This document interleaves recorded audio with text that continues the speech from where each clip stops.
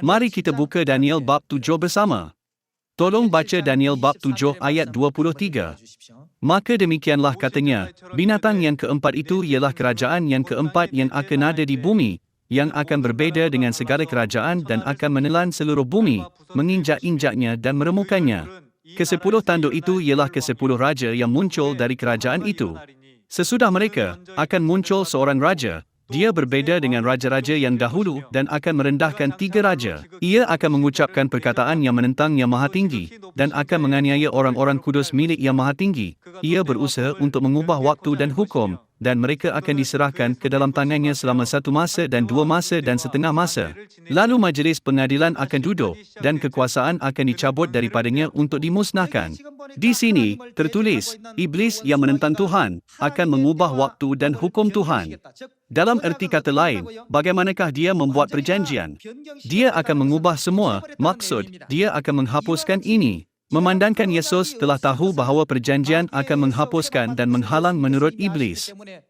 Sebelum dia naik ke syurga, apa dia tertinggal perjanjian ini? Dia tertinggal ini sebagai wasiat dia. Dia menginginkan orang benar, yang mengikuti kebenaran dan merindui kerajaan syurga, menyimpan perjanjian ini hingga akhir. Itulah sebabnya dia menetapkan perjanjian ini sebagai wasiatnya yang terakhir. Mari kita lihat hal ini dalam Ibrani bab 9 ayat 15. Tolong baca ini. Karena itu ia adalah pengantara dari suatu perjanjian yang baru. Siapakah ia? Yesus Kristus datang ke bumi ini sebagai utusan apa? Dia datang ke bumi ini sebagai utusan perjanjian. Apakah perjanjian itu? Perjanjian baru. Dia ialah pengantara dari suatu perjanjian yang baru, supaya mereka yang telah terpanggil dapat menerima bagian kekal yang dijanjikan, sebab ia telah mati untuk menebus pelanggaran-pelanggaran yang telah dilakukan selama perjanjian yang pertama. Bagian kekal yang dijanjikan adalah kunci yang paling penting untuk memasuki kerajaan syurga. Kunci ini ialah perjanjian baru. Melalui perjanjian ini, kita akan menerima bagian kekal yang dijanjikan. Mari kita sambung baca.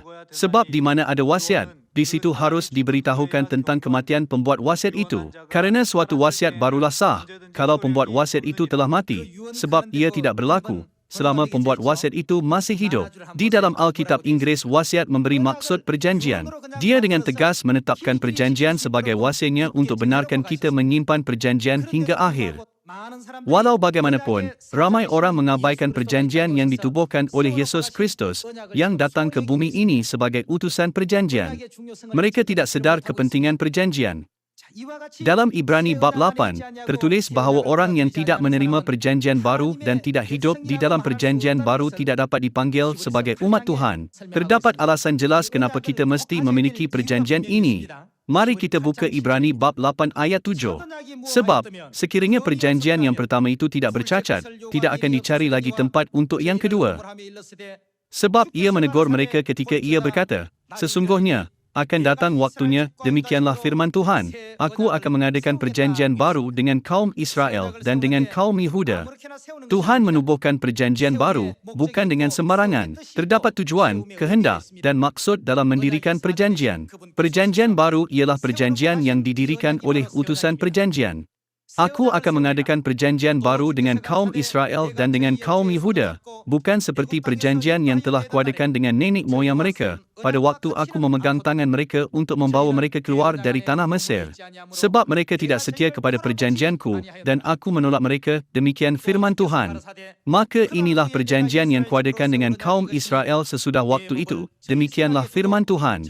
Aku akan menaruh hukumku dalam akal budi mereka dan menuliskannya dalam hati mereka, maka aku akan menjadi, apa? Tuhan mereka. Apakah perjanjian kita harus miliki untuk menjadikan Tuhan sebagai Tuhan kita? Kepada orang yang memiliki perjanjian baru, Tuhan berkata, aku akan menjadi Tuhanmu, dan mereka akan menjadi umatku. Sebab itulah, dia datang ke bumi ini dengan misi utusan perjanjian dan menetapkan perjanjian baru. Namun, adakah orang yang cakap percaya Yesus hari ini, percaya perjanjian ini? Mereka tidak tahu pun bahawa Yesus datang ke bumi sebagai utusan perjanjian. Mereka tidak tahu pun apa perjanjian yang ditubuhkan Yesus. Mereka hanya menjalani hidup iman dengan iman yang samar. Namun, memandangkan anda dan saya memiliki perjanjian baru ditetapkan oleh Yesus yang datang ke bumi ini sebagai utusan perjanjian. Yesus Kristus menjadi Tuhan kita dan kita menjadi umat benarnya.